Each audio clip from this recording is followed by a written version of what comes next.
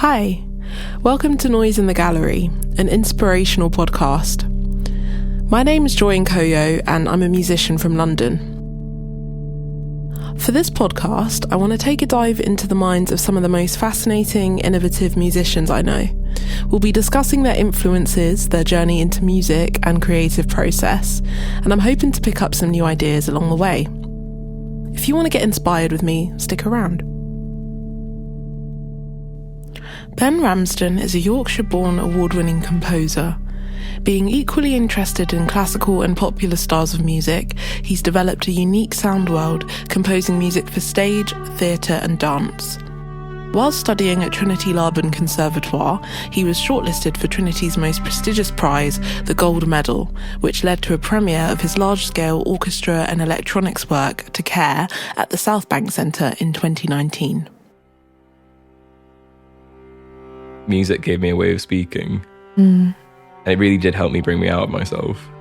I don't know what got into me, because it was so out of character. And I remember going home and telling my parents that I was like, I'm going to sing at the talent show. And they were just like, what? What are you on about? You can't speak.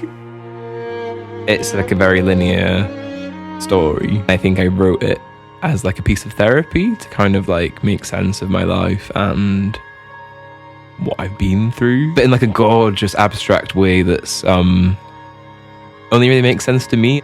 Classical music had a lot more Influence, and it was a lot more relevant, and it was a lot more like the pop music of its day. And I think through the recording of music, and I think through radio and then MTV and where we are now of streaming, how we access music has completely changed, which means that going to a concert hall has become less of a thing. Ben is one of my oldest friends, which is insane to say because it doesn't feel like that long ago that we met. Trinity, where we met, Trinity Laban, that was a full-blown 10 years ago now, getting there. Yeah. And let's just talk about how thankful I am that we're not there. I did want to give people an insight into what it's like studying at a conservatoire. So we met studying composition at Trinity, which is in Greenwich, and it was a ride. Yeah. Right? It's like a very intense experience. Everyone there is into the same things, and it creates quite a competitive atmosphere. And it's tiny. Right. It's tiny. It's not like, I really thought I'd go to uni and it'd be like this like American campus dream. And you show up and there's like sororities. There's 40 people in your year across all faculties, and you're just like, everything you do feels super exposed. Super exposed. I had these like dreams. I was like, I'm going to move to London and I'm going to be really gay. I'm going to get a fantastic like musician boyfriend that I met, and it was like me and like two guys, and I was like, oh. In halls, in like Deptford, or was it Deptford? It was Deptford. Oh, God. And like Deptford has changed so much in these 10 years. Like I went back a few weeks ago. It's expensive now. Expensive. It's bougie. Yeah. It wasn't. I love how we're talking about it like 10 years ago. It was so bad. It's been but wild it was to watch. pretty gritty. Yeah. To watch like gentrification like actually happen. Because I live in Peckham now. And by the time I moved to Peckham, it had already been gentrified. Yeah. So that Peckham for me hasn't changed in the 10 years I've been in London. Whereas I've watched Deptford go from being completely undesirable to being this like too expensive. The it place. Yeah. Where like all the creatives are. Well, I saw a post there, but I can't remember what it was. I think it was some bullshit, I think it was like Time Out London or something like that. It's one of those like, my secret London. I don't know what it was, some bullshit article, but it described Deptford as like the jazz capital of the world. Oh, is that because of the jazz bar, Oliver's, and Trinity? Trinity, but I think also just that there's like, I don't remember any names, they just do so much jazz stuff there now. And it feels like a bit of a stretch for the jazz capital of the world. Wow. But like lots of jazz does happen there. Yeah, it's but mad. Is it the capital? I don't think so. I don't know, man. But we also could be being really ignorant if that was just like bang on. If any like jazzers are listening to this, let us know. Is Deptford? We'll do a vote. I'll do a poll on Twitter. I'm sorry when us shit talking. But you know, those years that we were there, I think in hindsight, it's like those were the years to explore and learn. Yeah. I knew nothing going into studying composition. No. But I felt like I had something to prove. I don't know if I'm alone in that. But, this small fish pond that you're in, where you're kind of sizing everyone up, and it just feels quite intense.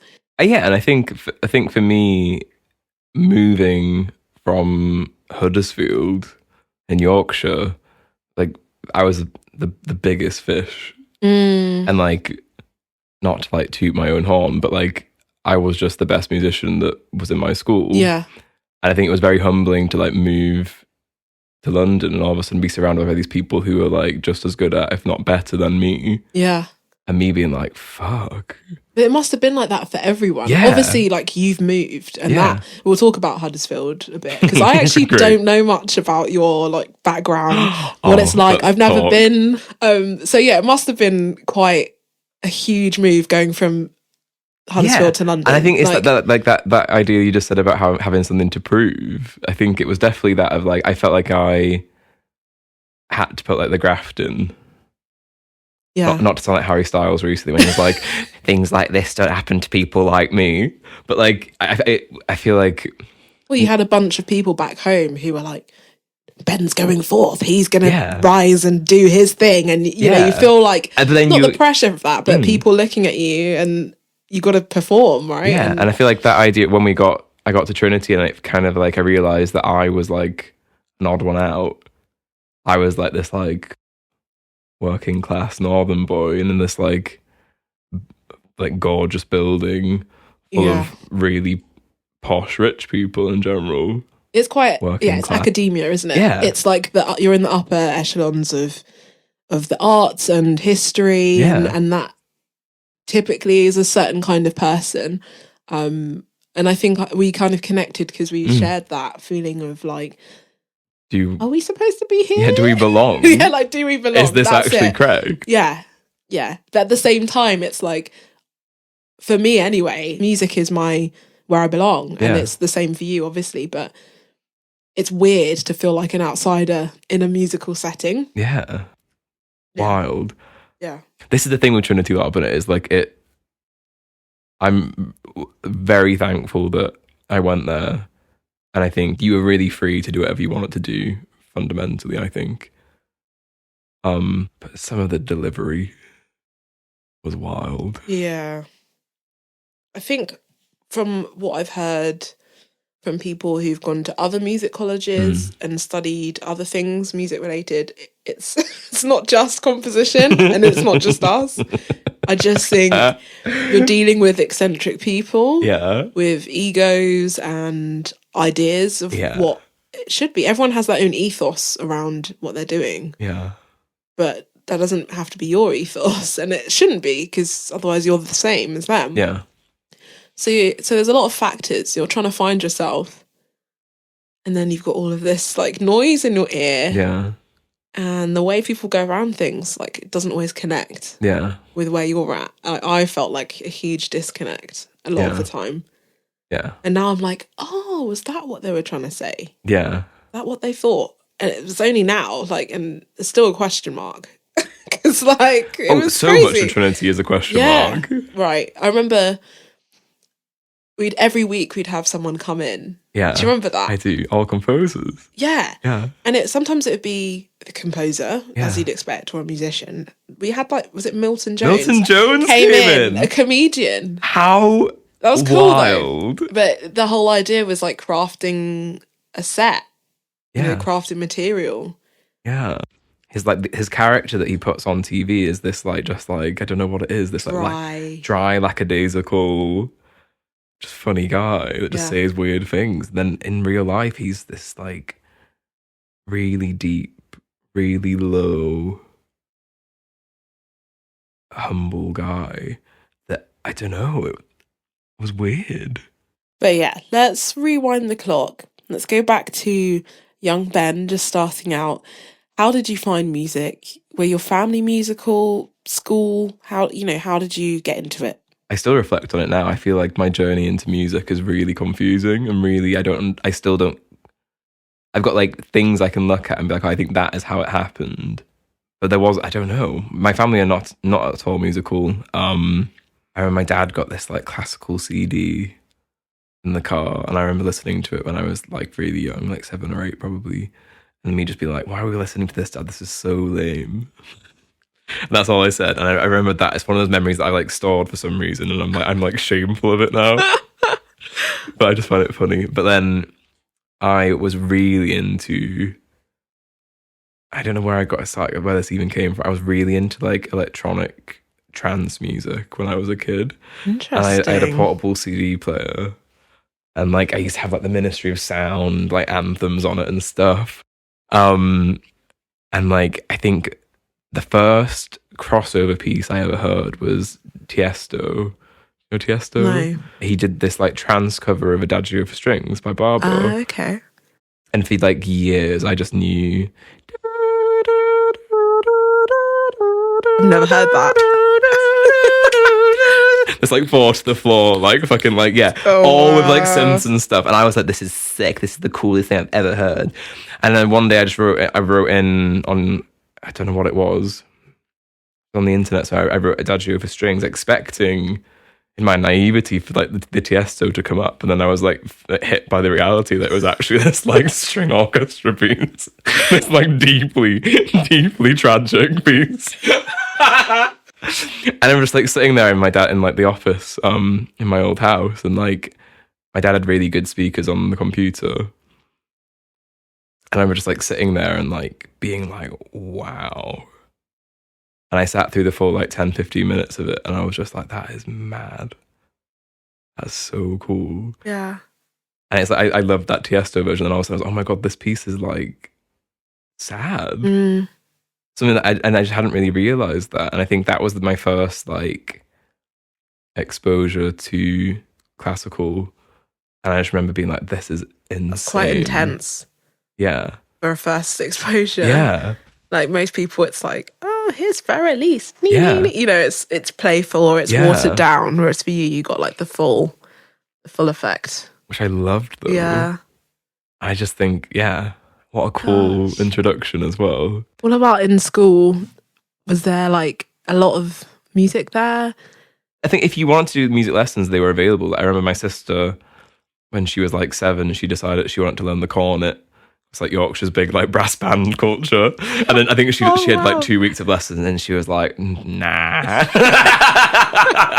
And I remember our house was tiny, and we were all like, when she said she was stopping, we were all just like, thank God, because it was so intense and she was so bad. Oh, sorry, man. That's great. Yeah. Oh, that's brilliant. But that was kind of it. I really don't remember there being much music at junior school. I didn't really come to it until year 9, and then I got my grandma's keyboard, and I was just like, I'm gonna like fucking shred this. I remember like sitting on YouTube, and like I can't remember what, I think I was trying to learn the classic, the icon, the original, Yuruma, River Flows in You. Oh, okay. Yeah. We've all been there. We've all been there. And like I remember like, I think it was like people in school trying to play it, and I remember one day I went in and I was just like, out of nowhere, I was like, I can play it. I was also, just to clarify, I was a chronic loser until this point. I had the worst hair, which you know. And then, yeah, so The River Flows in You, I think it was. I'm pretty sure it was that. I was like... It would have been that, or like Iron Audi. Yeah, or like Jan Tiersen. Yeah, Jan Tiersen. Like those 3 are the classic, yeah. I'm pretty sure it was The River Flows in You. I remember like, I think it was my friend Paige, who I'm still friends with. And like some other people, they were all like, I can play like this. And I was like, I can play it. And everyone was like, you don't play the piano. And I was like, I do now. And it was really good. And then it's kind of like, I feel there are these moments in my life where I notice everything shifts. And that was the first one where I was like, everything shifted, and I stopped being a joke, and I became like, oh, Ben's something. And I think 'cause I was very shy at that point as well, and like I just didn't have many friends, and I was quite a loner, and I think the music gave me a way of speaking. And it really did help me bring me out of myself. Oh, it's a cute story. I used to hate, but now I'm back to thinking it's cute again, is that because I was really shy. I think I had almost 2 years off school because I got ill when I was a little kid. Right. How little? How young were you? I think it was between the ages of 8 and 10.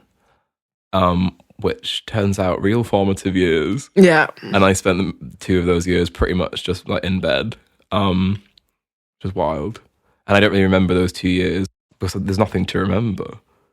Like COVID. Well, yeah, if you spent 2 years of your life just like sitting in your tiny little box room, just sleeping. Anyway, when I went back to school, I couldn't really speak and I was really shy, and like, this rumor had spread that I died.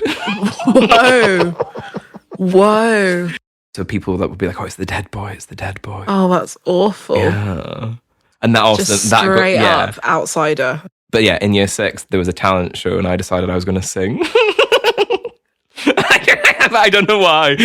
I still think of all the crazy shit I've done, this is the one that I'm still just like, I do not know what possessed this little like 10-year-old freak just to get up on stage at the school talent show when I couldn't sing and I had nothing. I just decided I was going to sing James Blunt, You're Beautiful. No. Yeah. Oh my God.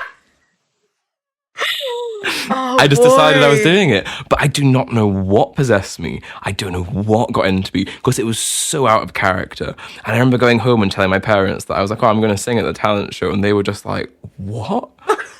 What are you on about? You can't speak." Whoa. Yeah.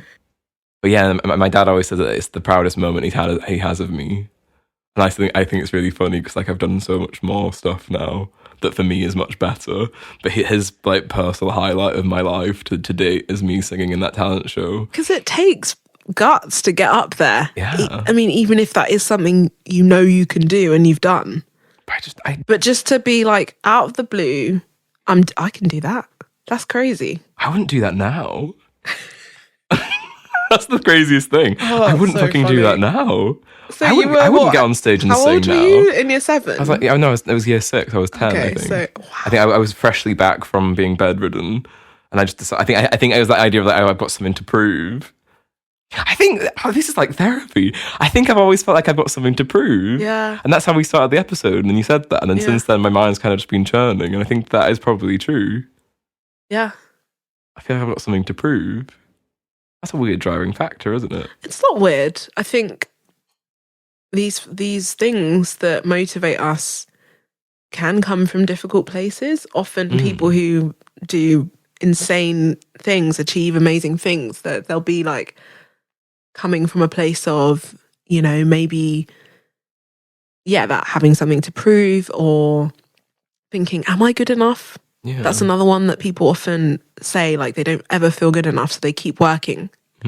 And eventually the world will be like, whoa, that's amazing, but you'll never feel good enough. And so that's like a weird oxymoron that happens when people like do crazy things and achieve things in the world. But yeah. I think I have like the opposite of that sometimes. Like I sometimes like, I'll do a piece and I'll be like, oh, that was good. That's healthy, I think though, it's really right? rare that I'm like, oh, that could be better. Like I think by the time I'm putting something out into the world, I'm usually at a point where I'm like, that's sick. That's really good. That's how it's supposed to be, though. Yeah. Because people often talk to them about like, oh, I need to be better, And I'm like, oh, sure, yeah. But like, it doesn't detract from you now or what you in the past. Like, I think you can always be better, whatever that means. But it doesn't mean like your shit's not good. There will be something they've experienced that made them feel not good enough. And that's like a thing that's just reoccurring, regardless of how good it actually is. That you don't have that. And so for you, these things of like missing 2 years of school, being like an outcast, you know, having this hairstyle, people taking the mick out of you, and then it's like, actually, I am someone, and music gave you that tool to like show who you are and what you're capable of. I think that makes perfect sense. Yeah, and I feel like I'm much more confident in my music than I am in me. That makes sense. Yeah, I think like my like in terms of that feeling of like needing something to prove, I think that's actually more in my me life than my musical life now. Can we talk about your project, To Care? To Care? Because that's, so Ben, is it an album? It's an album. It's a piece. Yeah, Ben released It's an experience. An experience / album. It's an album called To Care. It's in collaboration, the recording with Korda, which is a string quartet. I love it. I've been listening to it all day. It's in 4 movements. Mm-hmm. And recently they launched it at Peckham Levels and I went to watch it live and it was amazing. Really cool. And it's so cinematic that I was thinking like, why is this not on a film soundtrack? I've got that more than anything else. Yeah, it's an amazing piece of work. And I heard little bits of it, like the melody, obviously, with your final, because it was originally for a full orchestra? String orchestra. A string orchestra, okay. So let's talk about the process for that. Like, what made you want to decide to do it with string quartet as opposed to string orchestra? Yeah, there's a few things that happened. I think so one of my best friends, Irene, she's the viola player in the string quartet. And so when I did the piece originally for string orchestra for my final at Trinity, she was in the original orchestra as well. And like Irene, obviously she's biased because she's one of my best friends, but when I wrote it we performed it for the first time and she was like, that's just one of the best things I've ever played. Oh. So Irene, she believed in it. She really believed in it. And I think she asked me, and it all started happening in lockdown. She was like, I want to record with my quartet and I want you to be the first, because their entire thing, they're a quartet that record new music for now, music that represents today, rather than like doing Schubert again or like the Ravel quartet. Like they're trying to play new music, and I think that's really cool what they're doing. I think it's a really good thing, and they're also insanely talented, like incredibly good playing. And Irene was like, I want to record some of your stuff. And I was like, oh, sick. Yeah, I'll write you a new piece for string quartet. And she was like, no, I want to do To Care. And I was like, oh, it's for string orchestra though, Irene. And she's like, yeah, but you can reduce it. And I was like, no. No, I can't. That's so cool though, how it came from her. Like this whole idea you'd never considered before. Well, yeah, but awesome. But also it's like the third movement in particular. Originally, that was I think I had 32 strings playing it the first time we did it, and at points it goes into like 16 parts. And I was like, how am I going to get that down to like 4 players? Like that's going to either like the piece has got to completely change, or I'm going to give you some like beefy like quadruple stops. Yeah. Which they ended up having lots of. I wrote the piece so quickly, but reducing it took me 2 months. Mad. Well, you're choosing which bits are important, and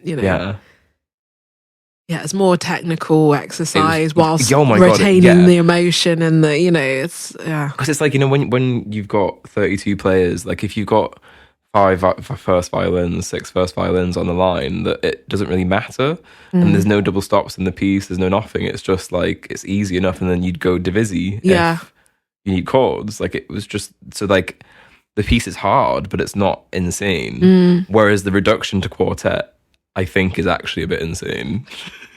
Like it's dense. There are moments where I'm like, how are you getting them to sound so full? Yeah, there's 4 of them, but it's because they're doing the most. But yeah, I think I was also very hesitant because the piece for me is really, really intense and it's really personal, and I can't really separate the subject matter from the music. So working on it really affects me. Yeah, stirs up a lot. And I think when it was for my final at Trinity, it felt like I was already in a pretty bad place in that final year. And it was very cathartic to write this piece. But then when Irene was like, hey, do you want to do it again? Like resurfacing all of that. And I was like, fuck no, I don't. But then I think it was Irene's belief in the piece and in me. Eventually I was just like, yeah, sure, I'll do it. But like really reluctantly as well. But now I'm unbelievably thankful. Because I think now it means that the piece, because it's a good piece, to me at least. And otherwise it would never have been heard again. It would have just been locked away as Ben's like final at Trinity Laban. Yeah, I mean, for someone to believe in it and for it to kind of manifest in a way that you hadn't envisioned, that's really what I think a lot of music is about, like it having its own life. What's really nice is like you doing this with other people and like being stronger together in a way. Yeah. I think that's really cool that, you know, you had Irene and the girls like really supporting and almost it is a collaboration in a way. Like it is. You know, even though you wrote the music, it's like I'm sure they're bringing their energy to the music and what they have to offer. And it's forever going to be really linked to them. Like, could you delve a bit into what To Care was for you? Yeah. And like where it came from? Dark. Like what was going on at the time? I think I said it was it's like a very linear story. And I think I wrote it as like a piece of therapy to kind of like make sense of my life and what I've been through, but in like a gorgeous abstract way that's only really makes sense to me. And that in itself is also really freeing. I'm literally like, I had it in Peckham Levels when I premiered it in January. It's so liberating to be able to like tell a story that is so personal and intense for me, but no one really gets what's going on. But for me, like every sound really has a meaning or symbolizes something. Every melody means something. The first movement is a rough time period from like 2012 to like 2014, 15. And it's like dealing with a dark time in my life when I basically flunked my A-levels by accident. So I ended up having a gap year, and I'd had a teacher, my A-level teacher. I kept telling him that I wanted to be a composer, and he was like, "You're not good enough." And I'd be like, "I want to apply for conservatoire," and he literally just would say to me, "You're not good enough." And I think a combination of that and like I had a lot of really bad things happen to me in my personal life with like family and just personal things happen that kind of really just derailed my life. And that's why I flunked my A-levels. And flunk is harsh, actually.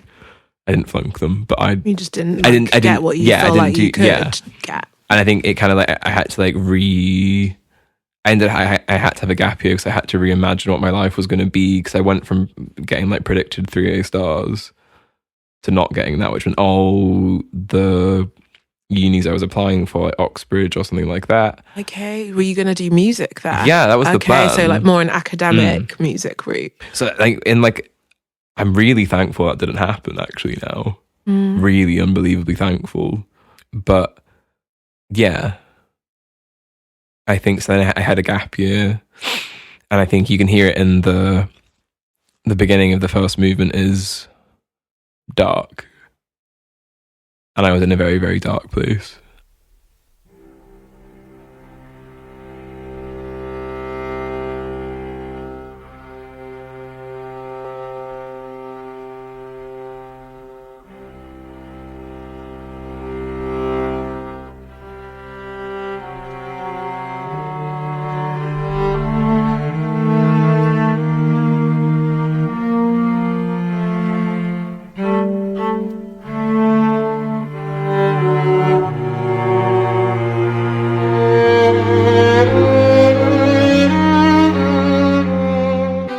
I wrote, when I listened to it, origin sounds like a primal scream. That was like the first thing that came into my head. I was like, why does this sound like a primal scream? And I was like, yeah. Like, it is a primal scream. It is a primal scream. Yeah. Do you mean the bit in the first movement where it's like that? Yeah. Yeah, it's me. Is it? That's me. There's a story. No, the story is that if anyone listened to the piece, it comes about 4 minutes in, I think. It's an intense sound. I was walking from my house in Greenwich to my work in Blackheath, because I work at a place called the Conservatoire, where I teach piano and composition. And I was just like not feeling it. And I was like, I can't be bothered. I just don't want to go to work. I'm tired. I'm just done. And then I was like, I'm just make some sounds into my phone. And I got the recordings app up and just started to be like, what? I was literally like a madman. It was like 7:30 in the morning, me just like crossing the heath, just like into my phone. And then I just ran in like some filters through it and like some reverb and like pitch shifted it a bit. And it became this like really like alien primal scream. Yeah. But it's literally just me, I think, pre-breakdown.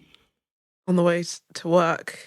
Yeah. I'll keep that in mind. But I remember like I played it to Erilyn, because when Erilyn was like tutoring me through the piece. Erilyn was like, it's fantastic. It's amazing. Ben, it's really moved me. I feel it. And I was like, okay. So I just put it in. Just go with it. Yeah. And then like I'd say like, was it like 5 minutes into that movement, the mood kind of like shifts. And I think that was the time period where I'd moved to London. I'd kind of figured it out and I'd got an acceptance into Trinity. And I think I felt joy for the first time in years, which was really nice.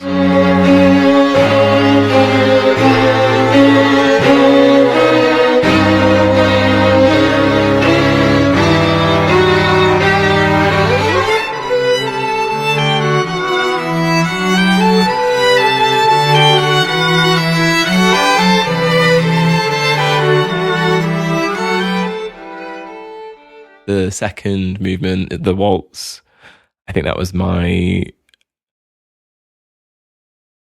a lot of hindsight in that one. It was like that was my first time being in love with a man. And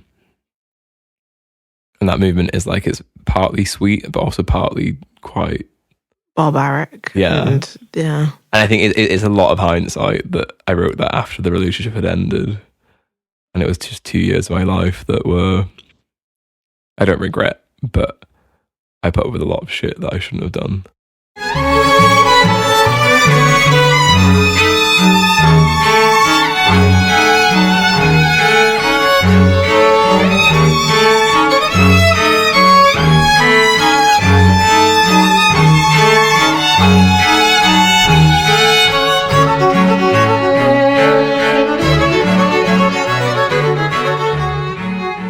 Enter third movement, Love, which is like the year following that, which I think that is a very literal take on the fallout of that relationship. I was also trying to deal with uni, living in London and everything being a bit mad. I've never heard a piece called Love be so dark.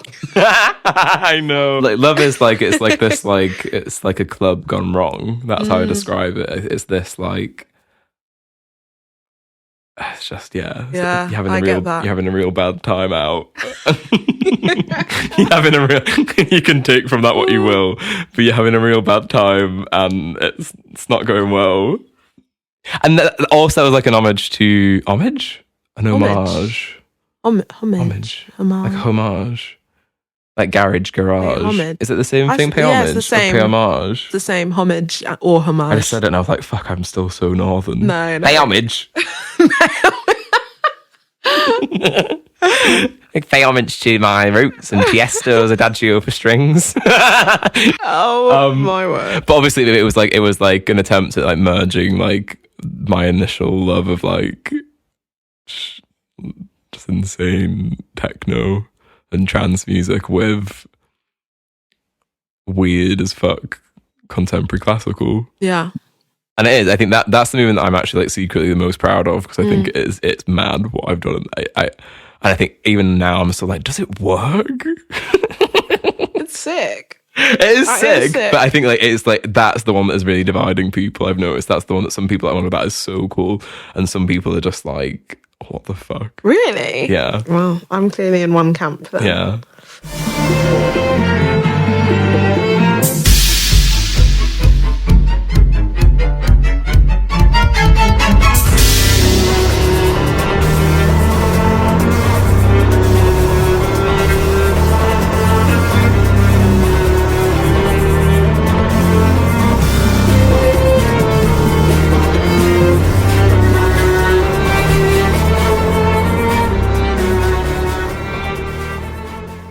And then the fourth movement, I think, that's the one I'm very attached to the fourth movement, because I think that was the only one written about the period I was living through. I wrote it. So our teacher, Erilyn. Oh yeah. I wrote lots of it. I went for a trip. So Erilyn has a lighthouse. Erilyn Wallen. Erilyn Wallen, yeah. She's like our old teacher now, our friend. Yeah. She's great. She's the best. She has a lighthouse on the north coast of Scotland. So when I wrote it at Erilyn's lighthouse, it was written about that moment. I wrote it in like one 10-minute session with I have a tiny 15 key keyboard. Yeah. And I just sat out and I was looking at the sea move, and it was a really dark, moody day. And I just played in the opening chords, and I did it all pretty much, it was 10 minutes just straight through.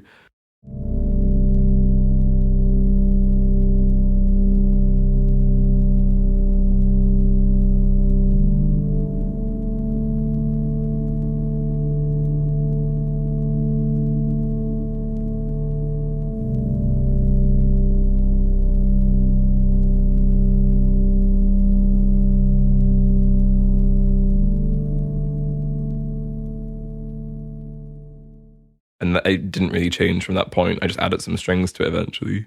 That's the most aesthetic thing ever. I was sat looking at it. I know, but it sounds so stupid. But it's the closest I've ever been to be oh, I'm a composer. Yeah. Well, you are. But I really, in that moment, I finished it. And I was like, oh, this is cool. That was good. The opening viola line, yeah. It's actually this is really cheesy. Is it a cat? No, it's an imitation of Irene. Ah. And it's meant to, I knew Irene was going to play that line. Yeah. And I think it's got even more power when it's done, and it's actually just Irene alone playing it in the recording. Yeah. But it was my attempt to mimicking Irene's voice and how she laughs. She goes, she'll laugh and she'll go, ha!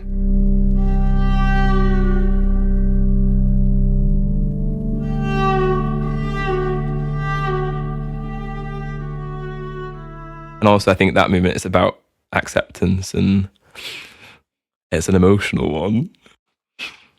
The other things about the piece too that I wanted to mention is that you've got the melody that always comes back in every movement except the second.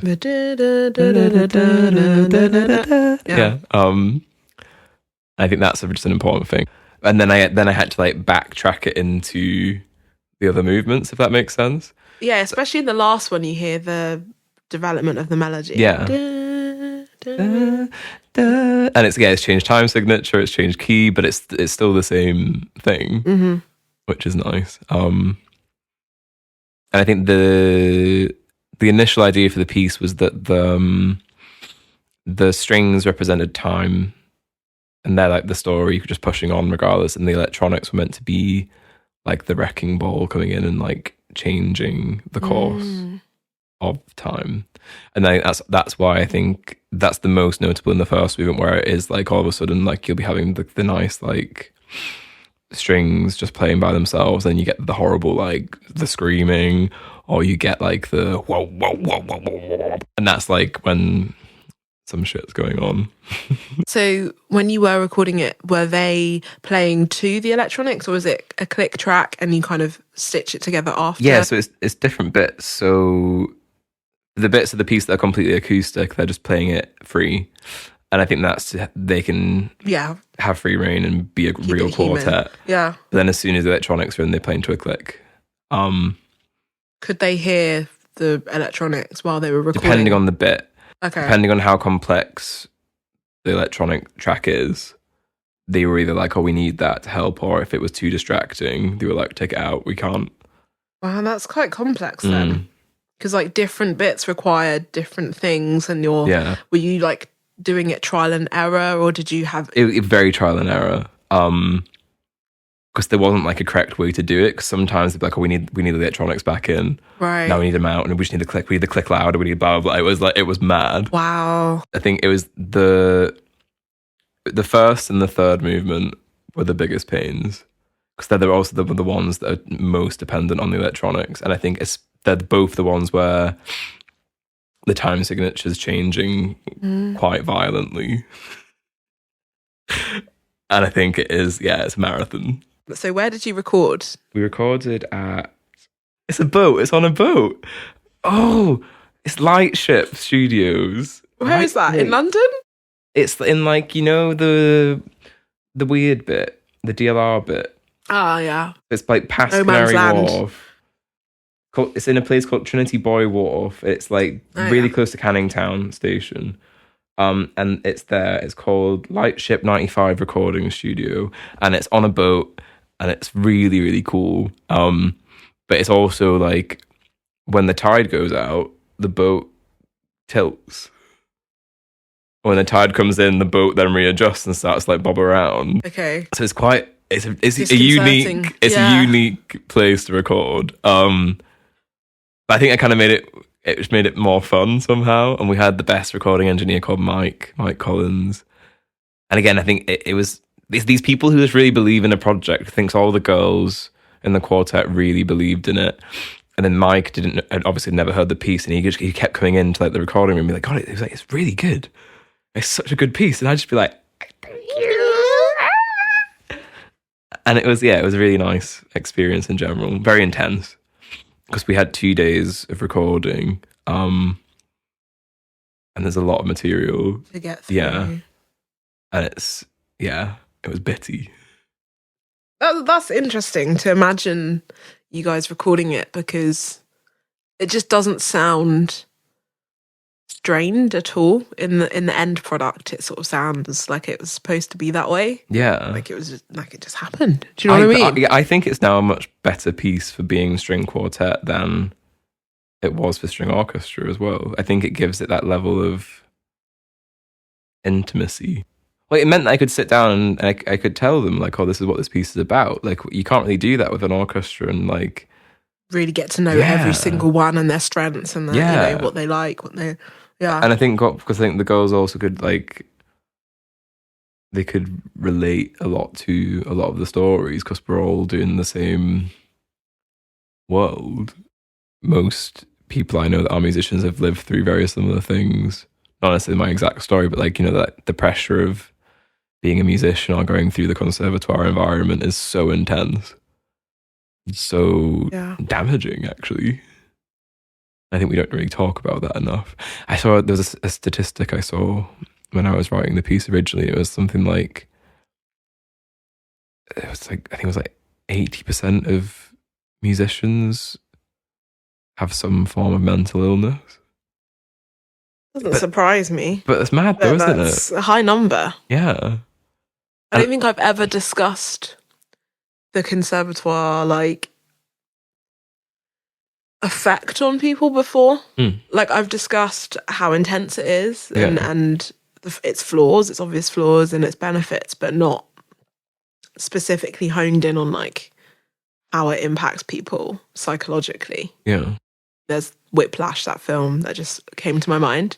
Yeah, the thing with Whiplash though as well, obviously it's a dramatization, but I relate to that film.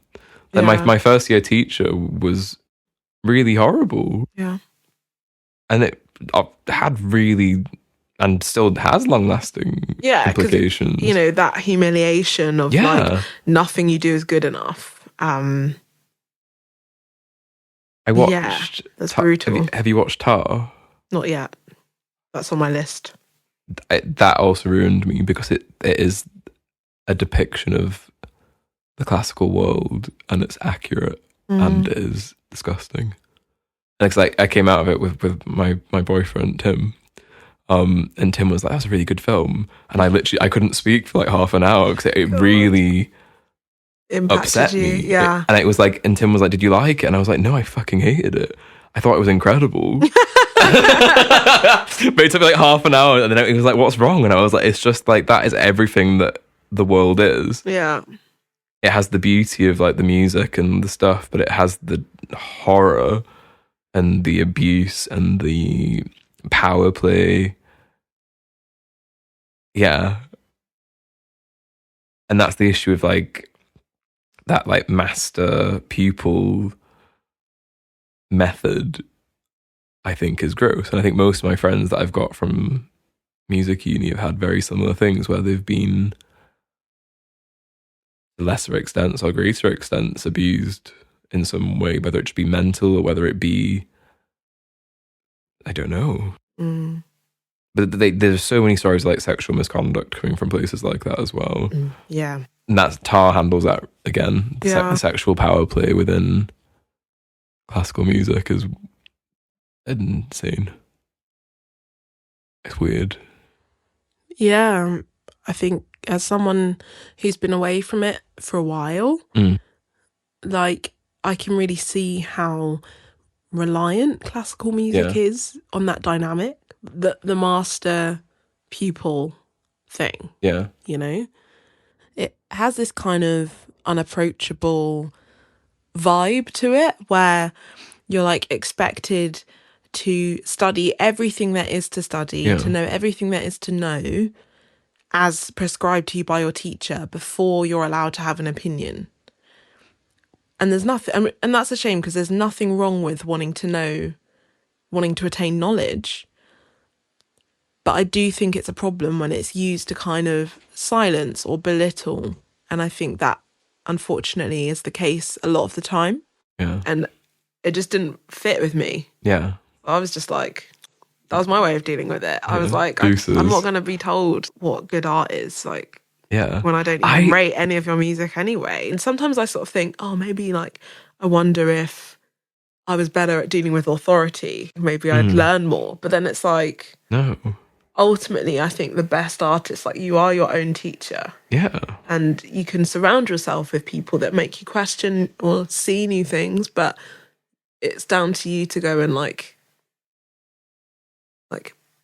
make it happen. Yeah.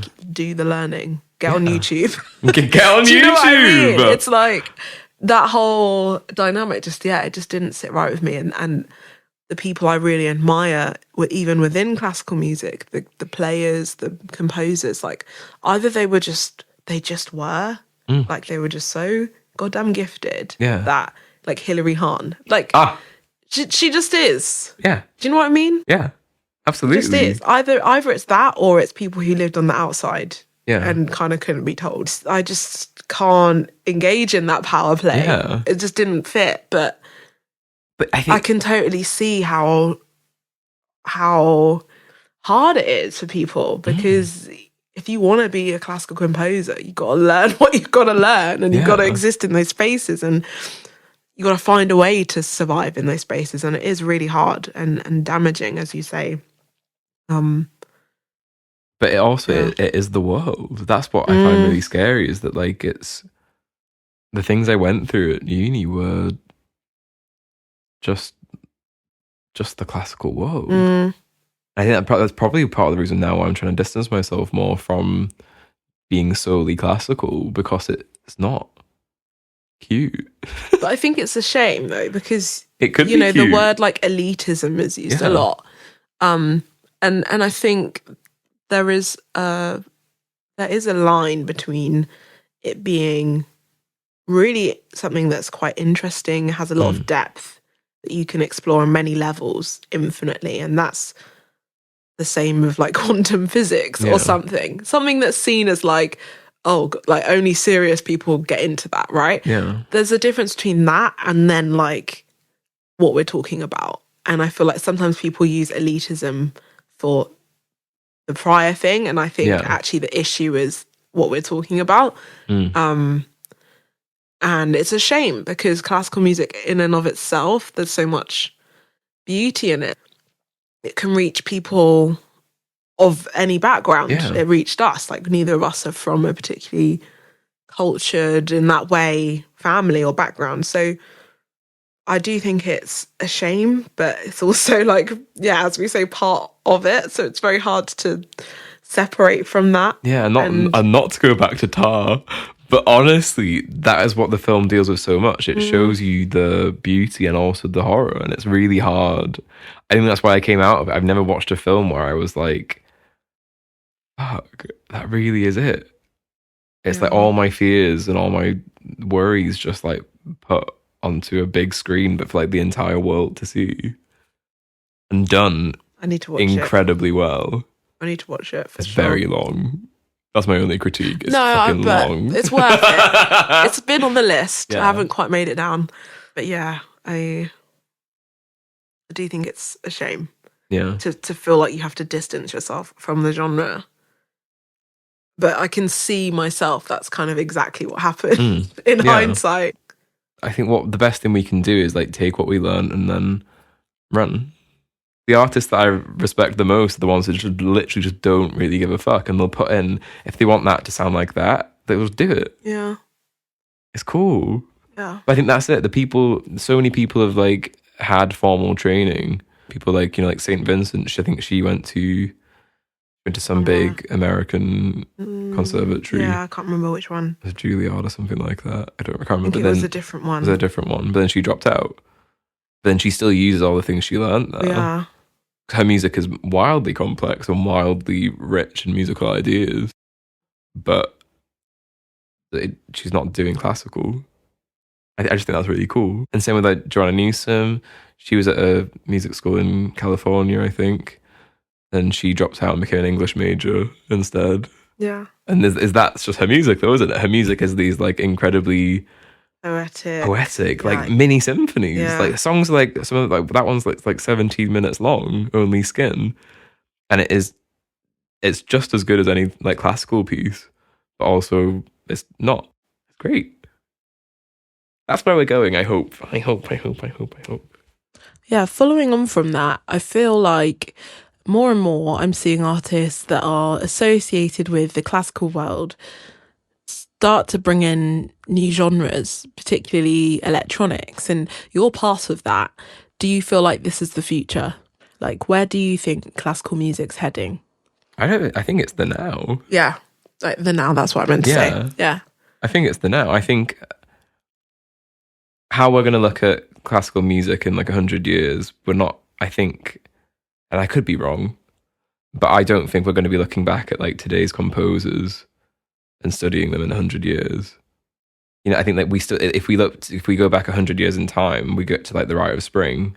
We're at Shostakovich, we're at like the end of Mahler, we're at these like where classical music was still very the concert hall. Yeah, it was a big cultural thing. It was the moment, and they were shaping culture. Classical music had a lot more influence, and it was a lot more relevant, and it was a lot more like the pop music of its day. And I think through the recording of music, and I think through radio and then MTV and where we are now of streaming, how we access music has completely changed, which means that going to a concert hall has become less of a thing. Yeah. And people don't have the attention spans for big fat like hour and a half symphonies. Yeah. And they're just not being written anymore. And I think that's also why like new music is getting pushed. It's like seen as like the more complex like a piece of like contemporary classical music is. It's like often seen as better. You're taught at composition at uni to like, we're taught so much stuff. And I think a lot of that is complexity, which also I love complexity. I love like Xenakis. I love like these like off the wall composers. I think they're incredible, but I think a lot of the players themselves don't enjoy performing this insanely difficult music. Yeah. And that my music is very difficult, but there is simplicity in that as well. It's simple at points, and I think when it is difficult, it's, I don't know, you can understand why, if that makes sense. It's part of the build, or there's like a structural reason for it. But it definitely has light and shade. Or you have the opposite way, where you could do minimalism. And it's like, I don't know. I'm not saying I've got the answers, but I do feel like everyone has their own reaction to it.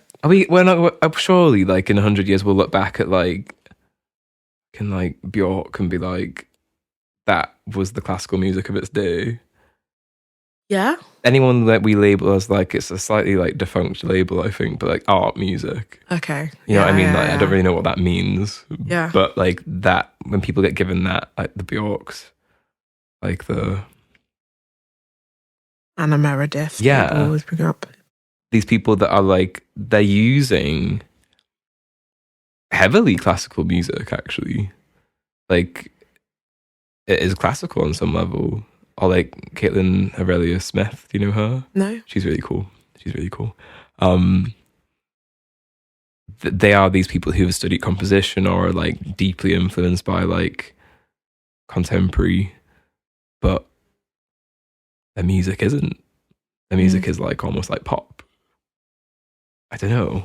Do you know what I'm trying to say? It's a weird, like, there's a hybrid happening. There's like a merging of things, and I see it across the board, not just in this specific genre, but I think there are definitely circles that are less concerned with genre and boxes, which I like because I've always felt that way. Yeah.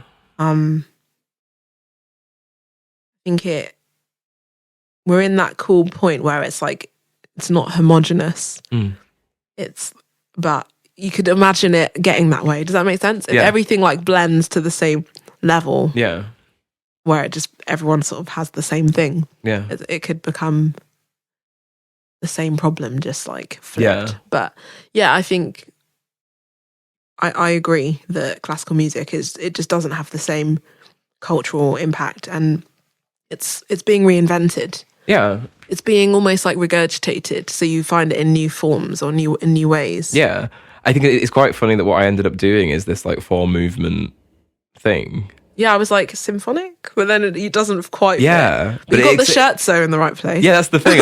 I've done like, I've also done like the it's slow, fast, slow. Yeah, like that's not really it. No, like fucking like Haydn would hate that. But there's still elements like, you know, the 4-movement. But yeah, like I think what I've done but I think it's actually ended up being a lot more classical than I think I probably intended it being. But I also think I can't let it go because like classical music is such a big part of me. Yeah, and why should you? I wanted to ask about your sonic influences, your creative process, basically just geeking out. Yeah. How did you learn music production? Myself, just self-taught, Logic. I really like Logic, actually. I think it's mainly because I can't use anything else. I'm a bit of a grandma. So it was just like using Logic sounds and plugins. Logic plugins. There's like the Spitfire. Do you know the Spitfire audio? They've got these like insane free libraries and it's labs. It's like Spitfire Labs. I think it is. I know of that. I'll check it out. Joy, go explore. They are the most amazing sounds, and they're free. And I don't know why they're free because they could make so much money. I'm just like, why did I spend so much money? But like, they are insane. Wow. Okay. I'll send you a link later. But it is. So a lot of them, and a lot of it was just like a lot of the beats are not. It's kind of like a Tune Yards-esque like production where I've like taken a sound from somewhere else and been like, oh, that's the bass, okay, that's the snare. And you can hear that in the first movement where it's like the machinery sounding. Yeah. Just me being weird. But then some of it is also just like the like fucking like Logic drum. Blend. Yeah. Like I cannot stress enough the importance that YouTube has had on my life. Yeah. Like YouTube really has got me out of so many situations. And I think it's like, it's wild to me that people lived in a world before YouTube existed. Yeah, I will second that because you're like, yes, Google, a lot of people say like Google is the thing. YouTube. But to actually see someone, oh my God. And have someone say things to you. Like if you want advice, you got a question and you need advice on it. Someone's answered that question. You can have someone literally giving you advice, motivating you. Like it's fantastic. It's so crazy. Well, the amount of times I'm like on Logic, I'm in Logic and I'm just like, oh, what the fuck am I meant to do here? I don't get it. Yeah. And I just go to YouTube. I'm just like, Logic, sample rate, blah, blah, blah, blah, blah, blah. And there's just some guy some Chad has just done some video on like how my problem, and I'm just like, I love you. But like everything is like, I learned to play the piano through YouTube. Yeah. I've learned Logic through YouTube. Like when I'm writing for instruments that I don't normally write for, like I'm pretty good with strings now. Like strings, strings, piano, my safe, I'm very safe with them. But like if I'm writing for brass, I'm just like, what the fuck am I doing? And then I go on YouTube and I'll be like, brass extended techniques, so that I can see what's actually possible. And it's amazing.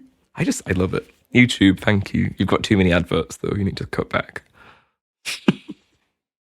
In terms of the logistical side of releasing a piece of music, what was that like onto Care, or just like anything you've worked on? How do you find it? I think especially in like the process of writing to Care, I realised that like I only enjoy about 10% of the process. And like, I think you have this idea in your head that it's like 95% of what you're doing is going to be like writing the music, producing the music, and it's not. It's literally 10%. I found like 90% of it is me organising shit, trying to like find dates, trying to like book gigs, trying to like send liaise emails, with and it is just the worst thing. I mean, it's not been going badly. You were on the BBC. I was on the BBC. What? But I don't know how that happened.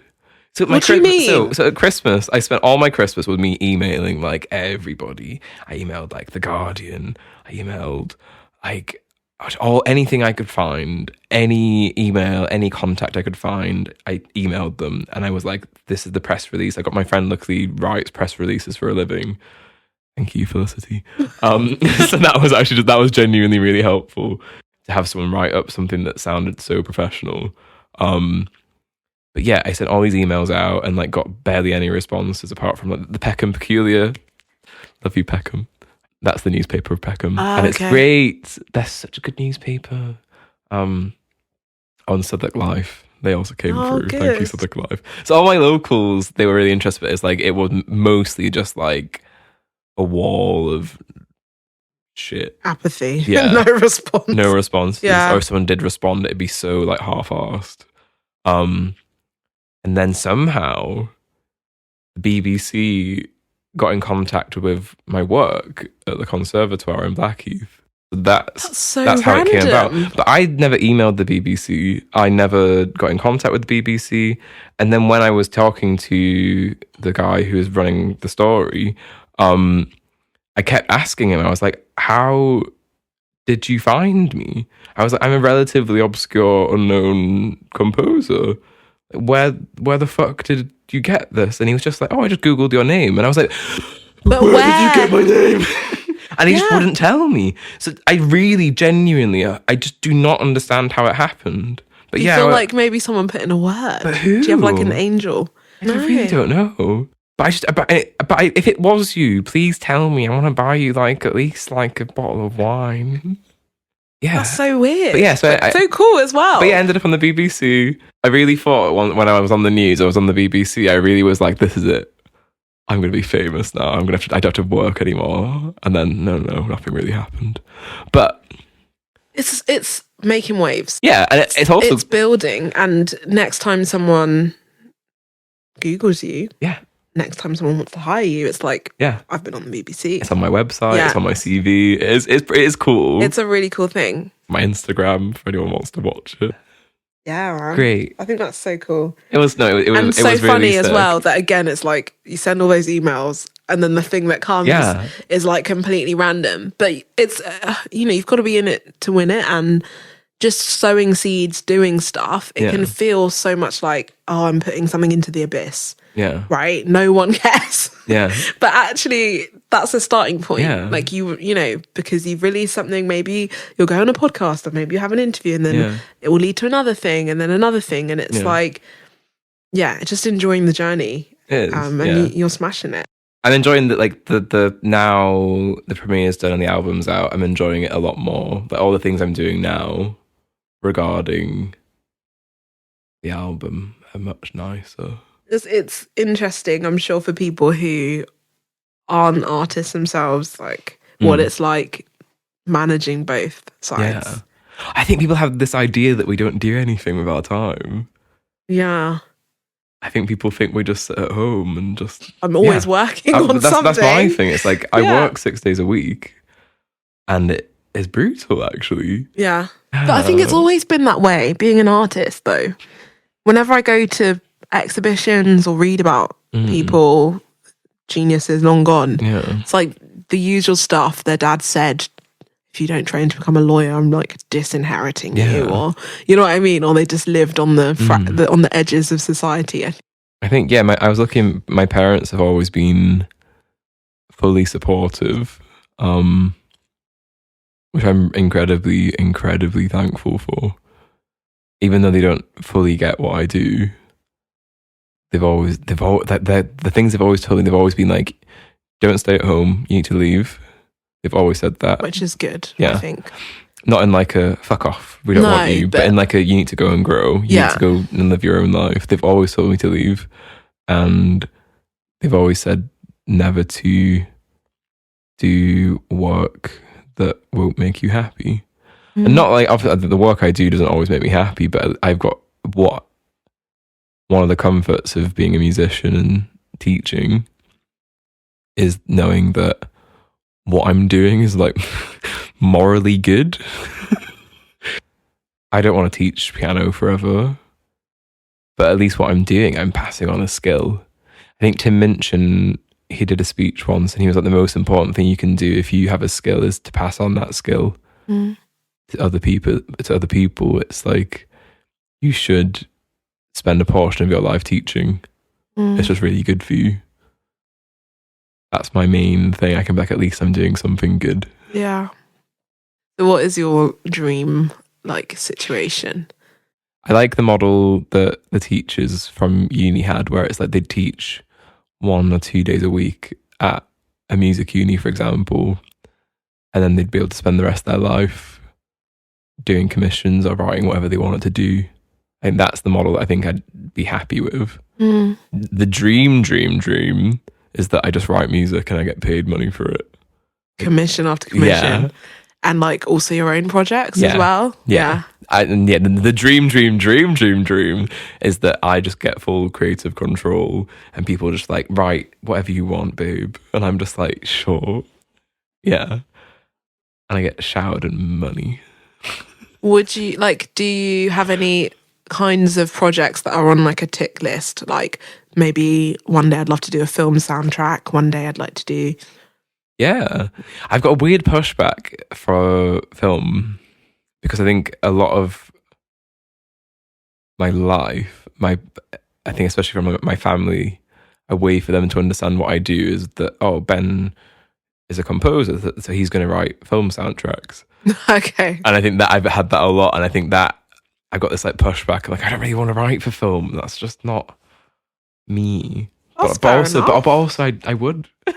What? For the right price, you do it. No, but that's cool if it's not something you dream of doing. That's kind of interesting to know, because for me, I'm I would love to do that. For me, that would be yes. But I also think it's I think I'm super excited by a lot of the directions that I think film and TV scores have gone recently. I think the first film I watched where I really noticed that the soundtrack was different and was weird and was cool, Under the Skin. It's a film, can't remember who it's by. Mika Levy did the soundtrack for it. Oh yeah, okay. I don't know if do you know the soundtrack for it? No, but I know Mika Levy. Yeah. It is wild. It is unsettling. It is gross. It's not what you'd expect a film soundtrack to be.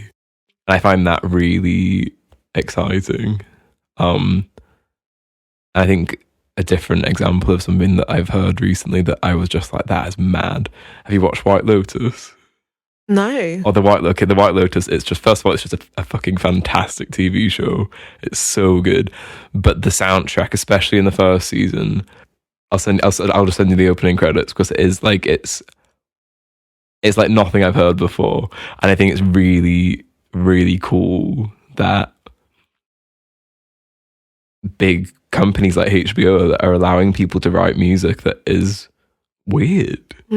That's totally different. That's not just like your standard like film score. Yeah. And I think that, I don't know, I think it is changing, which I find quite nice. I'm actually writing a film score at the minute. Are you? What's it's going for on? a short film about a witch. By a lady called Eve Carson. She's really cool. Yeah, and that's just like a work in progress, but that's slowly happening. Is it? I think it's like 15-20 minutes. Okay. And it's just going to be like entered for like some competitions and stuff. But yeah, it's cool. That's exciting. How are you finding it then? Given your sort of weird aversion to it. I think I like it because I've got a lot of free reign. I'm still in like the very early stages of developing it because we're trying to like organize a meeting, but between like my schedule and her schedule, it's pretty mad. But I've got like about 5 different directions I think I could take it in. So I'm trying to like sit down with her and present my ideas about, this is what I've got, what do you think? And they're all a bit weird and kooky. And I like that. I think, again, I also like writing. I think it's quite nice after what I've just done with Takare to have a project that's not about me. And to like, there's definitely that distance writing for film as well. Yeah. Yeah. And I can kind of be a bit more distant from the emotionality that I've just done and kind of have a bit more fun with it, I think.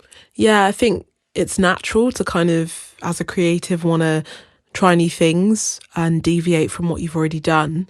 But I think you should be really proud of what you've achieved with Takare. It's one thing to write a piece that personal, but to put it out there takes so much courage. Yeah, I think we should wrap up. We've been speaking for quite a while. Thank you so much for doing this. I've enjoyed this. I've enjoyed it a lot. And now we're going to go get an Nando's. We are. But yeah, seriously, listen to Takare. Sit down in a dark room with your favourite glass of whatever and be transported. Thanks for listening. I hope you enjoyed that longer chat today. You can find us on socials at Noise ITG Podcast for episode updates and content. Next time, I'll be talking to multidisciplinary artist Shazara Agor, who's a singer, songwriter, composer, as well as costume designer, dancer. There's literally nothing she can't do. It's going to be a good one. Stay tuned.